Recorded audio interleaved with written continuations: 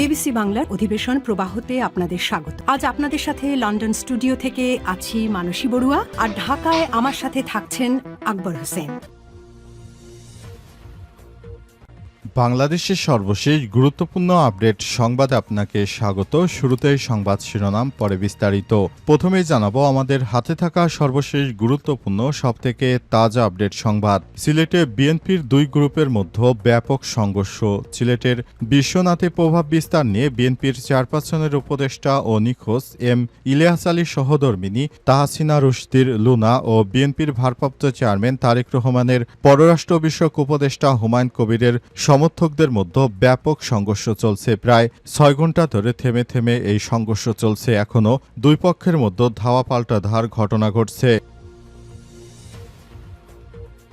এরপর জানাবো আতঙ্কে দিন কেটেছে বিএনপি জামাত কর্মীদের অর্ধশত খুন। চরমপন্থী অধ্যুষিত এলাকা হিসেবে একসময় পরিচিত ছিল মেহেরপুর জেলা। বিশেষ করে ১৯৯০ থেকে ২০০০ সাল পর্যন্ত গাংনী ছিল আতঙ্কের জনপদ। তবে এর প্রভাব ছিল পুরো জেলায়। চরমপন্থীদের অস্ত্রের ঝনঝনানি আর বোমাবাজিতে সব সময় মানুষ আতঙ্কের মধ্যে থাকত। অনেকেই নিজের বাড়িতে ঘুমাতে পারতেন না। ধীরে ধীরে শান্তি ফিরে আসে এই জনপদে। তবে আওয়ামী লীগ সরকারের কারণে সেখানে সবথেকে বেশি মানুষ নিহত হয়েছে। তাদের দমনপীড়নে বিএনপি ও জামাত নেতাকর্মীদের প্রায় অর্ধশত জনকে খুন করা হয়েছে। এ বিষয়ে গুরুত্বপূর্ণ সংবাদ জানাবো, সঙ্গেই থাকুন। এরপর জানাবো জুলাই সনদ সই হবে আগামী বুধবার। জাতীয় জুলাই সনদ সই হবে আগামী বুধবার। ওই দিন বেলা ৩টায় জাতীয় সংসদের দক্ষিণ প্লাজায় এই ঐতিহাসিক স্বাক্ষর অনুষ্ঠান আয়োজন করা হয়। এতে নেতৃত্ব দেবেন অন্তর্বর্তীকালীন সরকারের প্রধান উপদেষ্টা এবং জাতীয় ঐক্যমত্য কমিশনের সভাপতি ড মোহাম্মদ ইউনূস। অংশ নেবেন দেশের বিভিন্ন রাজনৈতিক দল ও জোটের প্রতিনিধিরা। এদিকে মিয়ানমারে পাচারের জন্য মজুদ ২১৩ বস্তা সার জব্দ। কক্সবাজারের উখিয়া উপজেলার দক্ষিণ স্টেশনে মেসাস এসকে অটোরাইস মিলে অভিযান চালিয়ে মিয়ানমারে পাচারের উদ্দেশ্যে মজুত করা ২১৩ বস্তা সার জব্দ করেছে উপজেলা প্রশাসন।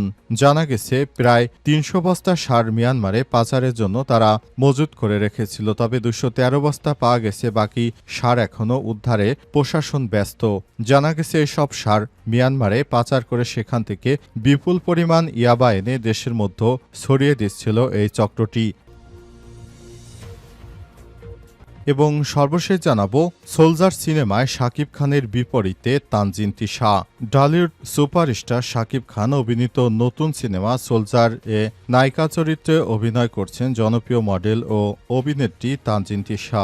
এটি তার প্রথম চলচ্চিত্র, অর্থাৎ বড় পর্দায় অভিষেক হচ্ছে এই গ্ল্যামার্স অভিনেত্রীর। এতদিন ধরে গুঞ্জন ছিল তানজিন তিশা সিনেমায় আসছেন, অবশেষে সেটি বাস্তবে পরিণত হলো। সোলজার সিনেমার মাধ্যমে তাকে শাকিব খানের সঙ্গে দেখা যাবে। প্রিয় দর্শক, এতক্ষণ শুনছিলেন সংবাদ শিরোনাম, এবারে বিস্তারিত। তবে তার আগে বন্ধুরা অনুরোধ থাকবে এই সংবাদটিতে একটি লাইক দিন। এই চ্যানেল আপনি নতুন হয়ে থাকলে আমাদের সংবাদটি দেখতে দেখতে চ্যানেলটি সাবস্ক্রাইব করে রাখুন। কমেন্ট করে বন্ধুরা আপনার মূল্যবান মতামত জানিয়ে দিন আপনি বিশ্বের কোন দেশ থেকে বা বাংলাদেশের কোন স্থান থেকে আমাদের সংবাদটি দেখছেন এবং শুনছেন। আর বন্ধুরা, সংবাদটি আপনার সোশ্যাল মিডিয়া ফেসবুকে শেয়ার করে বন্ধুদেরও দেখার সুযোগ করে দিন। এবারে বিস্তারিত। সিলেটে বিএনপির দুই গ্রুপের মধ্যে ব্যাপক সংঘর্ষ। সিলেটের বিশ্বনাথে প্রভাব বিস্তার নিয়ে বিএনপির চেয়ারপারসনের উপদেষ্টা নিখোঁজ এম ইলিয়াস আলী সহধর্মিণী তাহসিনা রুশদী লুনা, বিএনপির ভারপ্রাপ্ত চেয়ারম্যান তারেক রহমানের পররাষ্ট্র বিষয়ক উপদেষ্টা হুমায়ুন কবিরের সমর্থকদের মধ্যে ব্যাপক সংঘর্ষ শুরু হয়েছে আজ পৌর সদরের বাসিয়া ব্রিজ এলাকায়। থেমে থেমে প্রায় ৬ ঘণ্টা ধরে এই ধাওয়া পাল্টা সংঘর্ষ চলছে। এতে থমথমে অবস্থা বিরাজ করছে পুরো এলাকায়। স্থানীয় সূত্র থেকে জানা গেছে বিএনপির ভারপ্রাপ্ত চেয়ারম্যান তারেক রহমানের আন্তর্জাতিক বিষয়ক উপদেষ্টা মোহাম্মদ হুমায়ুন কবিরের নির্বাচনী সমাবেশ ছিল বিশ্বনাথ উপজেলার দৌলতপুর ইউনিয়নে। সন্ধ্যায় এই সমাবেশ অনুষ্ঠিত হয়। সমাবেশ ঘিরে বুধবার থেকেই বিশ্বনাথ পৌর শহরে ইলিয়াসপন্থীদের মধ্যে ক্ষোভ বিরাজ করছিল। রাতে হুমায়ুন কবিরের সমাবেশে শেষে উভয় পক্ষের লোকজন পৌর সদরে ফিরে রাত ৯:৩০টার দিকে হুমায়ুনের কর্মী সমর্থকরা মিছিল বের করলে বাসিয়া ব্রিজে কথা কাটাকাটি জের ধরে ধা পাল্টা ধা শুরু হয়। রাতে 10টা পর্যন্ত ধা পাল্টা ধা এবং ইটপাটকেল নিক্ষেপের ঘটনা ঘটে। এ সময় বিশ্বনাথ বাজারের দোকানপাট এবং যানবাহন চলাচল বন্ধ হয়ে যায়। পরে রাত 11:15টার দিকে পুলিশ ও সেনাবাহিনী ঘটনাস্থলে পৌঁছে পরিস্থিতি নিয়ন্ত্রণে আনে। সংঘর্ষে বেশ কয়েকজন আহত হয়েছে, তবে তাৎক্ষণিকভাবে আহতদের পরিচয় এখনও জানা যায়নি। এ ব্যাপারে জানতে চাইলে বিশ্বনাথের ভারপ্রাপ্ত কর্মকর্তা ওসি এনামুল হক চৌধুরী বলেন, পরিস্থিতি নিয়ন্ত্রণে কাজ করছে পুলিশ, পরে বিস্তারিত জানানো হবে। আতঙ্কে দিন কেটেছে বিএনপি জামাত কর্মীদের অর্ধশত খুন। চরমপন্থী অধ্যুষিত এলাকা হিসেবে এক সময় পরিচিত ছিল কুষ্টিয়ার মেহেরপুর জেলা। বিশেষ করে 1990 থেকে 2000 সাল পর্যন্ত গাংনী ছিল আতঙ্কের জনপদ, তবে এর প্রভাব ছিল পুরো জেলায়। চরমপন্থীদের অস্ত্রের ঝনঝনানি আর বোমাবাজিতে সবসময় মানুষ আতঙ্কে থাকত। অনেকেই নিজের বাড়িতে ঘুমাতে পারতেন না। ধীরে ধীরে শান্তি ফিরে আসে এই জনপদে, কিন্তু আওয়ামী লীগের শাসনামল 2009 থেকে 24 ফের দিন দুপুরে খুন খারাপির ঘটনা ফিরে আসে এই জনপদে। 2013 থেকে 14 সালে আওয়ামী লীগ সরকার বিরোধী যে আন্দোলন শুরু হয় তা নজিরবিহীন। বিএনপি জামাত ইসলামের আন্দোলন দমাতে চলে ব্যাপক দমনপীড়ন। বিএনপি জামাত নেতাকর্মীদের বিরুদ্ধে হামলা মামলা হয়, গুমার হত্যার শিকার হয় অনেকেই। ক্রসফায়ার দিয়ে হত্যা করা হয় দুই দলের নেতাকর্মীদের। আওয়ামী সন্ত্রাসীরা বোমা মেরে কুপিয়ে গুলি করে হত্যা করে, তাদের বাদ যায়নি পরিবারের অন্য সদস্যরাও। জামাত নেতাকর্মীদের বাড়িতে হামলা চালিয়ে ভাঙচুরের পর তাদের বিরুদ্ধে আবার মামলা হয়েছে। এমন কোনো অপরাধ নেই যা করেনি আওয়ামী সন্ত্রাসীরা। আওয়ামী শাসনে অতিষ্ঠ হয়ে ওঠে সাধারণ মানুষ। জামাত বিএনপিকে দমন পীড়নের চিত্র।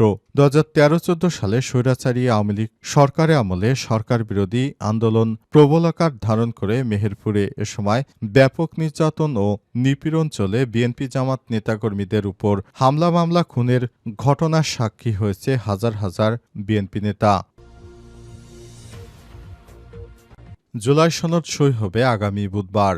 জুলাই জাতীয় সনদ সই হবে আগামী বুধবার। ওই দিন বেলা 3টায় জাতীয় সংসদে দক্ষিণ প্লাজায় এই ঐতিহাসিক স্বাক্ষর অনুষ্ঠিত হবে বলে জানা গেছে। এতে নেতৃত্ব দেবেন অন্তর্বর্তীকালীন সরকারের প্রধান উপদেষ্টা এবং জাতীয় ঐক্যমত্য কমিশনের সভাপতি ড মোহাম্মদ ইউনূস। অংশ নেবেন দেশের বিভিন্ন রাজনৈতিক দল ও জোটের প্রতিনিধিরা। গতকাল বৃহস্পতিবার জাতীয় সংসদ ভবনে ঐক্যমত্য কমিশন কার্যালয়ের সভাকক্ষে কমিশনের বৈঠকে সিদ্ধান্ত চূড়ান্ত করা হয় বলে কমিশনের সংবাদ বিজ্ঞপ্তিতে জানানো হয়েছে। এতে আরও বলা হয়, বৈঠকে জুলাই সনদ বাস্তবায়নের উপায় নিয়ে বিশেষজ্ঞদের মতামত এবং রাজনৈতিক দলগুলোর সঙ্গে কমিশনের 5টি বৈঠকে প্রাপ্ত মতামত বিশ্লেষণ করা হয়। বৈঠকে আশা করা হয় যে বিশেষজ্ঞ এবং রাজনৈতিক দলগুলো থেকে পাওয়া অভিমত বিশ্লেষণ করে খুব শীঘ্রই বাস্তবায়নের উপায় সংক্রান্ত সুপারিশ এবং চূড়ান্ত করা জুলাই সনদ সরকারের কাছে জমা দেওয়া। বৈঠকে উপস্থিত ছিলেন কমিশনের সহসভাপতি অধ্যাপক আলী রিয়াজ, সদস্য ড বদিউল আলম মজুমদার, বিচারপতি মোহাম্মদ এমদাদুল হক, ড ইফতেখারুজ্জামান, ড মোহাম্মদ আয়ুব মিয়া। এছাড়াও ঐক্যমত গঠন প্রক্রিয়ায় যুক্ত প্রধান উপদেষ্টার বিশেষ সহকারী মনির হায়দার এ সভায় অংশগ্রহণ করেন। মিয়ানমারে পাচারের জন্য মজুদ 213 বস্তা সার জব্দ। কক্সবাজারের উখিয়া উপজেলার দক্ষিণ station Messrs SK auto rice মিলে অভিযান চালিয়ে মিয়ানমারে পাচারের উদ্দেশ্যে মজুত করা 213 বস্তা প্রায় 11 টন অবৈধ সার জব্দ করেছে উপজেলা প্রশাসন। আজ সন্ধ্যা 7টা থেকে রাত 12টার মধ্যে গোপন সংবাদের ভিত্তিতে অভিযান পরিচালিত হয়। অভিযানের নেতৃত্ব দেন উপজেলা নির্বাহী কর্মকর্তা মোহাম্মদ কামরুল হোসেন চৌধুরী, উপজেলা কৃষি কর্মকর্তা কামনাশিস সরকার ও উখিয়া থানা পুলিশের সদস্যরা। উপজেলা কৃষি অফিস সূত্র থেকে জানা গেছে, গোপন সংবাদের ভিত্তিতে নিশ্চিত হওয়া যায় যে উক্ত রাইস মিলে মোট 300 বস্তা অনুমোদনহীন সার মজুদ ছিল। বর্তমানে অভিযানের সময় 213 বস্তা সার জব্দ করা সম্ভব হয়। বাকি 87 বস্তা গোপন স্থানে সরিয়ে ফেলা হয়েছে বলে ধারণা করা হচ্ছে। অবশিষ্ট সার উদ্ধারে গোয়েন্দা নজরদারি অব্যাহত রয়েছে। অভিযানের সময় দোকান মালিক আব্দুল্লাল মামুন ৩৫ উপস্থিত থাকলেও পরে কৌশলে পালিয়ে যান। এই ঘটনায় এখনও তাকে আটক করা সম্ভব হয়নি। অভিযুক্ত প্রতিষ্ঠান মেসাস এসকে অটো রাইস মিলের মালিক আলহাস এম কবিরের সঙ্গে একাধিকবার যোগাযোগের চেষ্টা করা হলে তিনি ফোন রিসিভ করেননি। উপজেলা কৃষি কর্মকর্তা কামনাশিস সরকার বলেন, কৃষকদের ন্যায্য সুবিধা থেকে বঞ্চিত করে কেউ যদি অবৈধভাবে সার মজুত বা পাচারের চেষ্টা করে তাদের বিরুদ্ধে কঠোর ব্যবস্থা নেওয়া হবে। এতে অভিযানে তারই অংশ বলে জানিয়েছেন উপজেলার কর্মকর্তারা।